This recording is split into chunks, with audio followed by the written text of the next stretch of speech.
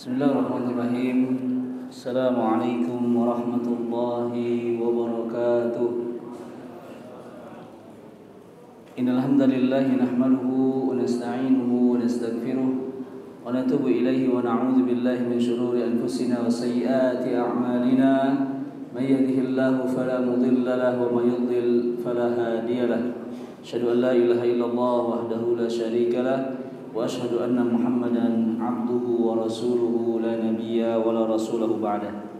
Hadirin yang dirahmati oleh Allah Subhanahu wa taala, siang hari ini kita lanjutkan pembacaan kitab Riyadhus Shalihin dan kita masuk ke bab yang baru, babu fadli du'afatil muslimina wal fuqara'i wal khamilin. Bab keutamaan orang-orang yang lemah, orang-orang yang fakir dan orang-orang yang tertindas. Al-Imam An-Nawawi memulai pembahasan ini dengan sebuah ayat yang termaktub dalam surat Al-Kahfi, wasbir nafsaka ma'al ladzina yad'una rabbahum bil ghadati wal 'ashiyyi yuriduna wajhah wa la ta'du 'aynaka 'anhum turidu zinatal hayatid dunya wa la tuti' man aghfalna qalbahu an dzikrina fattaba'a hawahu wa kana amruhu furuta. Wasbir nafsaka ma'al ladzina yad'una rabbahum bil ghadati wal 'ashiyyi yuriduna wajhah. Ayat ini diturunkan kepada Nabi Muhammad sallallahu alaihi wasallam setelah Nabi sallallahu alaihi wasallam diajak oleh para pemuka Quraisy, orang-orang elitnya Quraisy, menawarkan kepada Nabi sallallahu alaihi wasallam, "Ya Muhammad, mendingan kamu sekarang circle-nya sama saya saja. Kita ini para pemuka, orang-orang yang kaya raya, memiliki kedudukan. Dan janganlah kamu duduk-duduk sama sahabat-sahabat yang miskin-miskin itu." Maka Allah Subhanahu wa taala mengatakan, "Ya Muhammad, wasbir nafsaka ma'al ladzina yad'una rabbahum." Wahai Muhammad, bersabarlah engkau duduk bersama orang-orang yang senantiasa berdoa kepada Allah Subhanahu wa taala bil ghadati wal 'asyi, dari pagi sampai siang sampai malam mereka bersama Allah. Yuriduna wajhah, dan mereka orang-orang yang disebut miskin, orang-orang yang mungkin direndahkan oleh para pemuka Quraisy ini, tetapi di sisi Allah Subhanahu wa taala sangatlah tinggi kedudukannya. Wala ta'du 'ainaka anhum turidu zinatal hayatid dunya, dan janganlah engkau remehkan mereka orang-orang miskin tersebut karena engkau ingin mendapatkan kemuliaan dunia.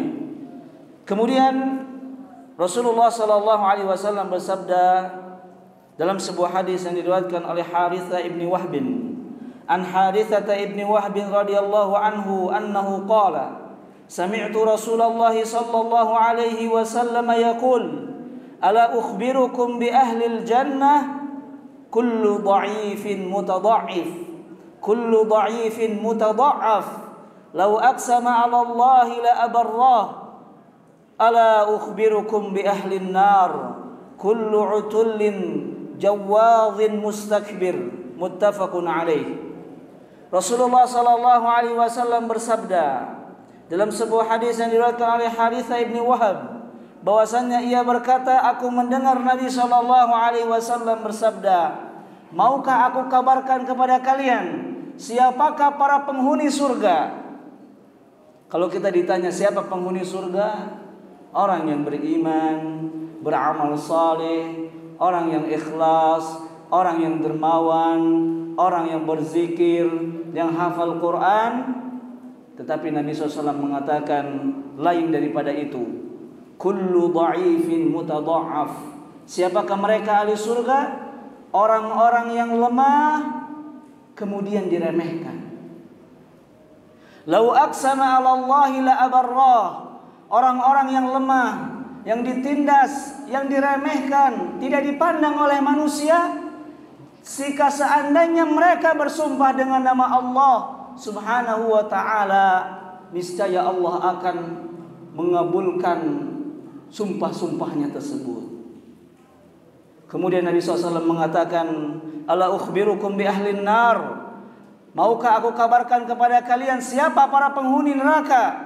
Mungkin kita akan menjawab peminum khamr, penzina, pelaku riba, pembunuh dan sebagainya.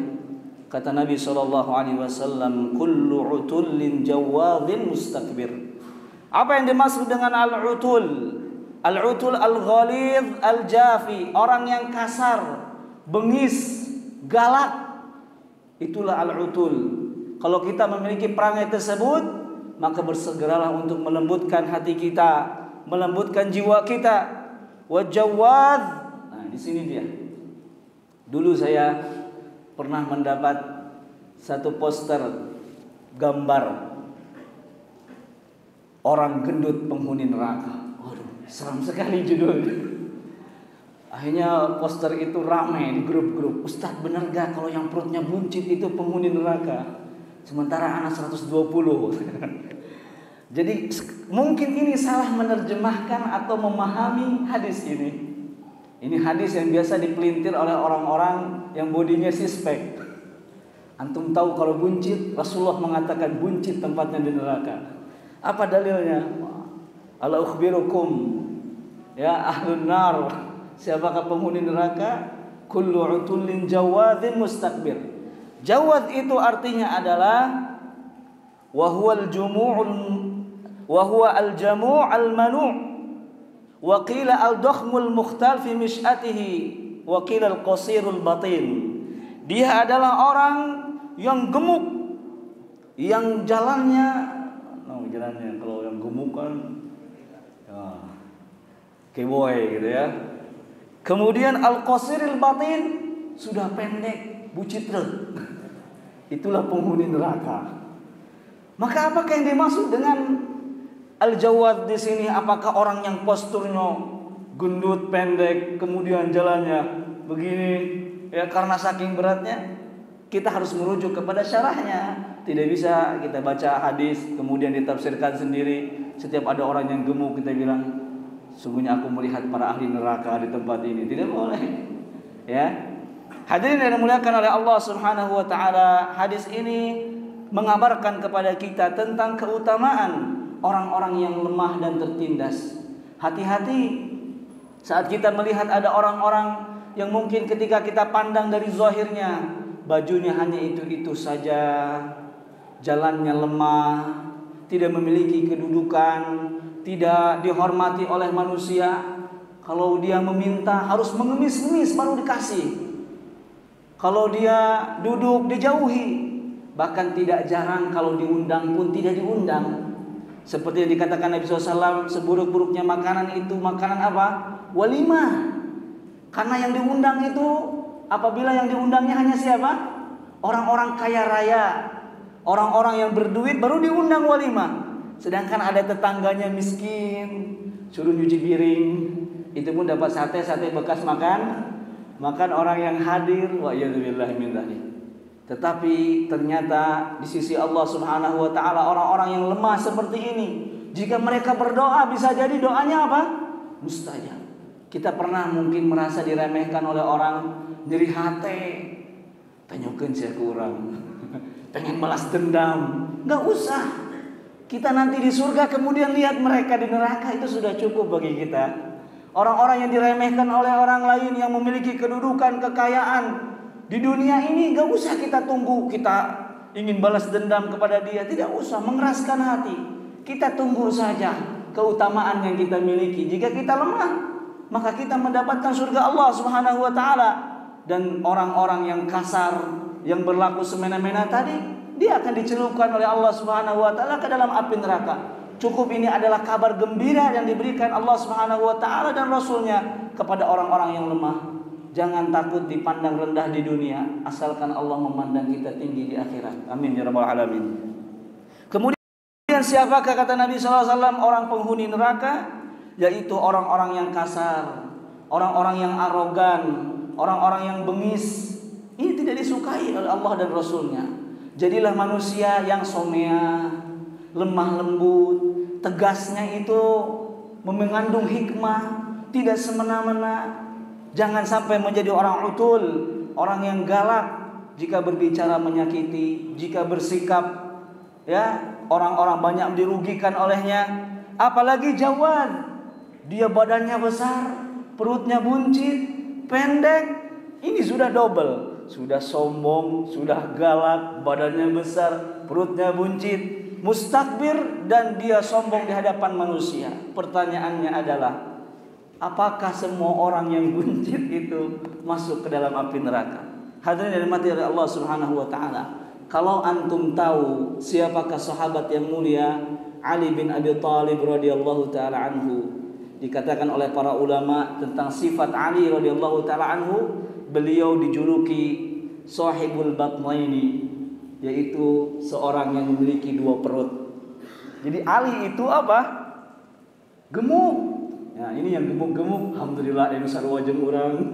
Ali bin Abi Thalib. Ya, enggak usah insecure. Ternyata ada sahabat yang perutnya ya gemuk, yaitu Ali bin Abi Thalib. Bahkan dalam ruwatul hadis juga ada yang disebut dengan perawi yang memiliki dua perut. Maksudnya perutnya lain dua gitu. Saking besarnya jadi seperti memiliki dua perut. Apakah mereka dicap sebagai ahli neraka? Tidak. Ya. Kalau misalnya ada orang yang sudah tubuhnya gemuk, kemudian pendek dan sebagainya, asalkan satu. Jangan apa? Jangan zolim, jangan sombong, jangan malas. Karena gemuknya tubuh seseorang, ya, besarnya perut seseorang, pertanda bahagia karena istrinya masak selalu enak. Dia selalu makan enak, pulang ke rumah, ya, lauk asin ge nikmat, jengkol ge nikmat, karunya nu leutik. Istahar vitamin, ya, sagala diinum keukeuh we, kurus mah kurus. Jadi hadis ini bukanlah ancaman atau celaan bagi semua orang yang memiliki tubuh yang besar, perut yang buncit.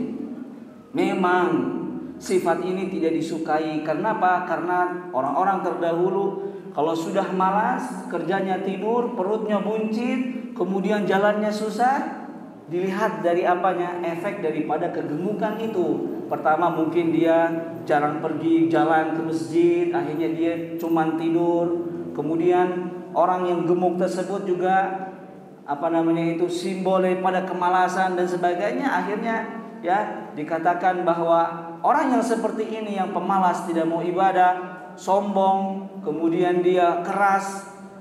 Dan biasanya orang-orang miskin disifati dengan apa? Kurus, petot, letoy. Tetapi itu pun tidak semua. Betul apa tidak? Ada juga orang yang miskin yang gendut, saking bahagianya akhirnya dia jadi gemuk. Ya, jadi perlu dikoreksi bahwasanya hadis ini bukanlah menjadi ancaman bagi mereka yang gemuk, karena kasihan setelah ini jadi kepikiran mau walk out tapi sanggup, ya kan? Karena sudah bagaimana lagi, sudah itu tubuhnya. Dan juga Nabi SAW pernah mengutuk orang-orang Yahudi yang kurus. Kata Nabi SAW, celakalah orang-orang Yahudi yang kurus-kurus. Sudah mereka tidak beriman kepada Allah, mereka kurus di dunia, mereka ke akhirat masuk neraka. Berarti kurus juga nggak baik. Iya tidak? Waduh, ini giliran yang gemuk nih merasa bahagia. Ternyata ada juga orang yang kurus yang masuk neraka. Jadi kurus dan gemuk ditentukan kepada sikap dia. Kalau dia kurus ternyata dia juga semena-mena. Ada juga preman yang kurus, betul tidak? Tetapi kekuatannya luar biasa.